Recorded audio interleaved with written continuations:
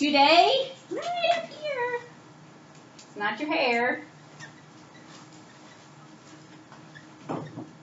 mindset. Write it down. This of all is the most important one. Because as the Bible says, as a man thinketh in his heart, so is he. And that isn't just for men, that's us girls too. The way you think is who you are. And you feed your brain just like you feed your body. You're feeding your brain all the time. You think like 1,000 thoughts a day, at least. Thinking. You're talking to yourself in your head. And if you're like, yeah, well, you're not the only one who does that. Everybody does that. It's called self-talk. So if you feed yourself junk, expect for it to affect you. And I'm not talking about junk like cupcakes, like yippee junk. I'm talking about toxic junk, like rotten stuff, like I'm no good at this. I'm never going to be any good at this. I fail every time I try this. This is so stupid. I can't believe how stupid I am. Everybody looks at me and they're probably like, I can't believe it. They're blah, blah, blah, blah, blah, blah. You can hear it going on in your own head. Now, obviously, if you're telling yourself arrogant stuff in your own head, that's not good. I'm the most amazing thing ever. I do everything so perfectly. Everybody thinks I'm wonderful, but I don't think anybody in this class has that problem. So we're going to skip that one and just go with the other direction. Oh, I can't believe I messed up again. I'm going to mess up for the rest of my life, and it's never going to turn out okay. La, la, la, la. It's like eating a rotten banana. Just stop it. It's gross. And if you eat enough rotten bananas, you're going to get sick. Your brain will actually create this like toxic black hole thing if you feed enough bad junk. So stop doing it. But you're like, whoa, what do I do? If you take that away, what are you supposed to put in there? It's just an empty hole. Well, the Bible talks about it. It is in Romans chapter 12. I beseech you, therefore, brethren, by the mercies of God, to present your bodies a living sacrifice. Beautiful verse. But the second verse says, be transformed by the renewing of your mind. Doesn't say be transformed by the renewing of your body. Exercise and eat vegetables and you'll be transformed. It's talking about this kind of transformation. Changing the way you are, you start with the way you think. The scripture also talks about taking every thought into captivity and making sure it fits according to Christ. So you actually have control with what goes on in your brain. In fact, you're actually responsible for what goes on in your brain. And I remember in college once, we were sitting in an auditorium. It was a 3,500-seater auditorium, so there's thousands of us in there. And he said, you know, there's a ton of people in here, but there's a door. And you can decide who comes in and who doesn't. So I guess the same way with your brain. You are in charge of what gets in and what doesn't. You aren't in charge of what comes to the door. So the thought will come to your mind, I'm so stupid. You're the one with the door and be like, no, you're not allowed in. So what comes to your mind is not your fault. But what you dwell on is your own choice. So here's what we got to change, is replacing the bad stuff with the good stuff. Because just kicking something out, then you have an empty spot, and then what are you supposed to do? Then it usually just comes right back in. So we are going to replace it. Here's the deal. Your two important words. I want you to find a blank page somewhere. And you are going to write in very big letters, if, and underneath it, when. Because today, you are going to learn how to mess up well. You're like, no, I don't want to mess up. You're going to learn how to mess up well, and you need to know. Because if you tell yourself, if I mess up, I hope I don't mess up. I hope I don't mess up. I hope I don't mess up. I hope nothing bad happens. I hope nothing happens that I wasn't expecting. If I mess up, that's terrible, terrible, terrible. Well, the problem is, if you mess up, there's no room for anything but failure, right? If anything in the world goes wrong, you're a failure. So sorry.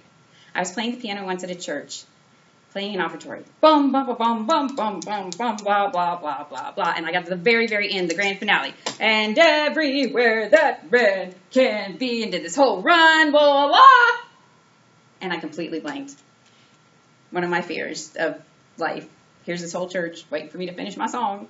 I blanked. I didn't even know what key I was in. I mean, seriously, there was like nothing there. Nothing. I was like, what do I do? It was like, dung, dung. So I was just like, chung, chung, chung, C chord. And I went and sat down, which it was embarrassing. It really was. But you know what? Church got over. Nobody hated me. Nobody avoided talking to me. Nobody even like laughed or was like, oh, I can't believe you did that. Because probably all of them have had a moment when they blanked out too, and life moved on, and it was okay. Nobody died. And you know what the nice thing was? After that, I had less to be afraid of, because it was like, oh no, maybe someday I'm going to blank out. Oh yeah, I did that last week. It's done. So telling yourself, if I mess up, there's nothing good that can come past that. So then you have to spend your whole life worrying to death that something's going to happen.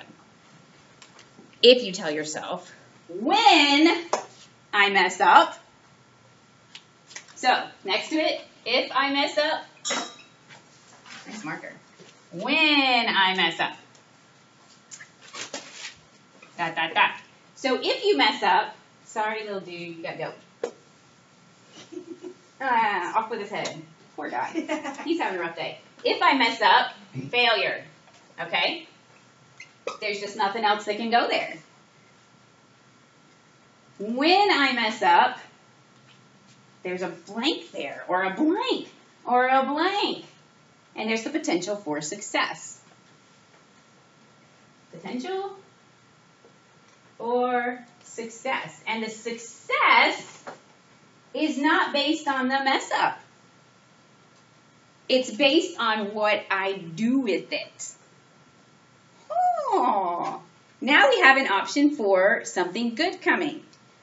And so I'm going to give you what you need when I mess up. Okay, so I understand if I have this thinking in my mind, then there are options for success. What are they? I'm going to give them to you. Okay. 3 things we'll talk about. For starters, when something weird goes on during my speech, and it's going to take a few seconds, and I'm distracted by it. And so the tendency is to mumble. I call it the middle mumbling, because it's just kind of like you're not really talking to them, you're not really not talking, you're just sort of like, oh my goodness, I can't believe that happened, or oh, this fell down, or uh-oh, what do I do? And it's like talking to yourself, but you completely lost your audience, because they recognize you're not talking to them. So it's a bad idea, because people are like, what did she say? And they can tell you're uncomfortable, something went wrong, uh-oh. Okay? And then you're trying to find your place and trying to figure out. That's going to happen. It's not a failure that happens. What do you do with it? Well, you got 2 choices with the middle mumbling. Either put it in or leave it out. I like to think of it as, you know, like in the Bible when it talks about you're not hot and you're not cold, you're just lukewarm, so I'm going to spit you out. Same thing. If you're going to put it in your speech, put it in your speech. So, for example, you can't find one of your materials. Oh, I can't find one of my materials. Where's that thing? Oh my goodness. This is I'm so embarrassed. Okay. So you're like, okay, and the next thing I need is my rubber band. And I can't even find it. And you just keep talking like it's part of your speech. Like you're having a conversation with somebody and, oh, there it is. Okay. Or you just leave it out. While you're looking for your rubber band, don't say anything. It's better than the middle mumbling. I would recommend putting it in your speech. Whatever you're saying, say it. And then people are okay with it. It's kind of like, okay, you're still talking. It's all right. I'm with you. You're a normal person. Oh, goody. Yeah, we're going to find out all kinds of embarrassing things I've done. Another missionary presentation. I was talking in front of this big old church. I was brand new at it, so I was still really nervous. And I had this little doll from Bangladesh, that's what I was talking about. And I set it up on the podium, because I like to have stuff for people to look at, and they're not looking at me. Stuff is good. Okay, so I had it up there, like, yay, this is great. And I'm talking about Bangladesh, blah, blah, blah, blah, blah, blah, blah. And I got to talk real soft, because there was a microphone. That was nice.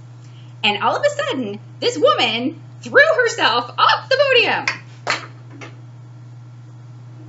And I didn't do that, but inside, it was like, what do I do? What do I do? What do I do? Because for when I was up on the stage, so it was like way down there. So I'm thinking super fast, like, well, I could go down and get it, but that would be really distracting and take too long, or I could just act like nothing happened. But obviously, she just jumped off the podium. So, don't ignore it, because then everybody's still thinking about it.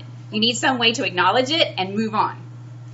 So it's like, what am I going to say? And I don't even remember what I said, but something like, she wasn't supposed to do that or something, and it gives people permission to chuckle, and then we move on. And I went and got her later. Okay, so either make it part of your speech or leave it out, but don't do the middle mumbling. Spit you out of your mouth. Just think of it that way. The mumbling, don't literally spit because that's gross and people will not appreciate it. All right, so that's for that. What do you do when there isn't anything to say or you can't think of anything to say and you're scrambling or like something random happens that didn't have anything to do with you? Like our room didn't work out, so we have to move the entire place into another room, or the ceiling falls in, or, some baby starts screaming, or, just all these things that you're like, this wasn't my fault, but it's messing everything up, and everybody feels awkward. You drop your stuff, you can't find something, you have a bottle and it explodes. I'm going to give you the magic words so that you always have something to say when you don't have something to say. And this pretty much works in any and every situation. And what it does is it's not an important phrase, but all it does is it acknowledges that something happened, gives people permission to give you a little chuckle, and then it allows everybody to move on. And that's what you want, is to move on. Are you ready? You're going to write this in nice big letters somewhere.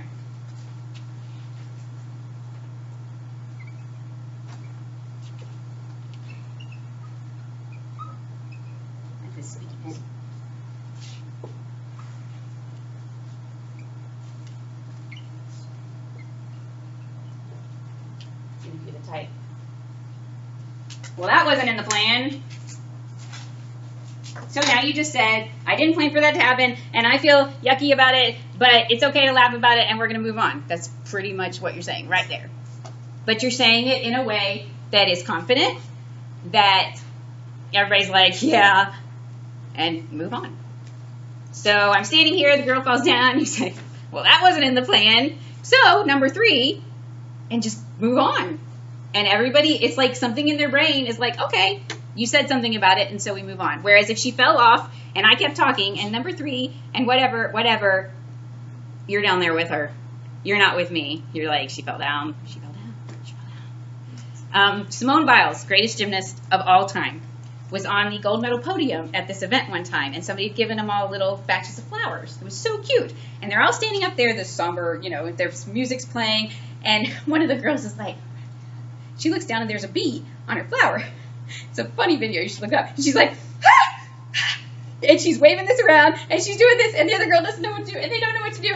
And so she like waves, and then the bee goes to the other one. The other girl doesn't know what to do. And she ended up jumping off the podium, running around, and I think eventually she threw her flowers down. And then she gets back up on the podium, and it's kind of like, and the music is playing, and everybody's dying laughing because it's hilarious. Well, when somebody goes to interview her, what's on everybody's mind? The bee, and you just ran around, and that was hilarious. So if she starts saying, the Olympics, blah, blah, blah, everybody's not with her. They're with the bee. So all she would need to say is like, what about the bee? She's like, well, that wasn't supposed to happen. And we can all move on. So if you don't have anything funny to say, you can say something funny. That's good. But if there's nothing to say, spit that out, and you're good. Okay? Okay. All right. When you mess up well, when you are able to laugh at yourself, when you are able to acknowledge that something weird happened and it's okay, people have a good feeling toward you. Kind of like the jokey people, the one who didn't crack a smile. I don't really want to talk to him. I'm a little scared of him. But the ones who are laughing their heads off, I would feel comfortable talking to them.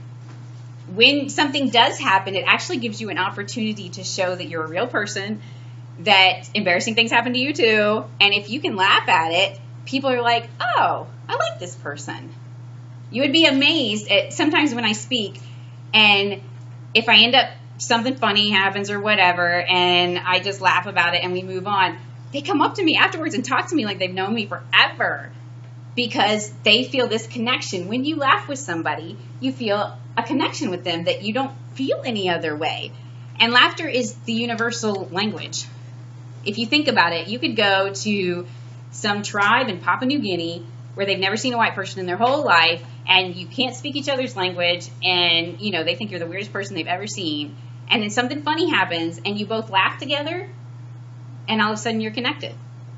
They realize you're a human being, you realize they're a human being, you've got this memory that's positive together, and you can't do that any other way.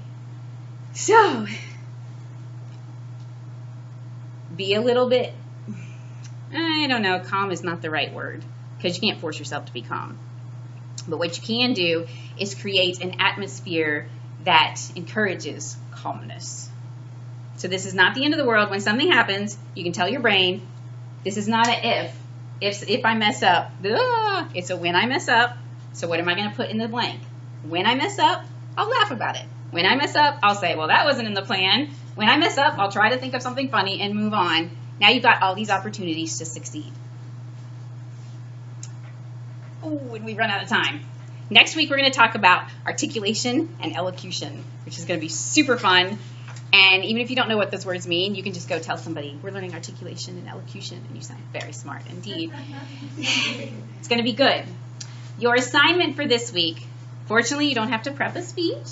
Congratulations, you get a week off. I want you to find 6 verses in the Bible, a scripture passage that's 6 verses long. I don't care where you get it from in the scriptures, Old Testament, New Testament, Psalms, whatever. Type it up or print it out somehow and bring that next week. 6 verses from the Bible. It can be the Israelites, walking through the Red Sea. It can be Psalm 23. It can be Paul talking. It can be Jesus talking. Doesn't matter what it is. Just bring it. And we will articulate and elocute about it. Yes? So that's a 6-verse passage, not 6 random verses. Correct. They need to be together. All little friends in one spot. All right. Any questions? I love it that you're writing notes. Maybe when you're 40 years old, you'll be like, something's going to happen. And you'll be like, well, that wasn't in the plan. You're like, yeah. And everybody's like, oh, you're so funny. So if nothing else, you got one thing that'll help you for the rest of your life. So you may go. Have a fantastic week. See you next week.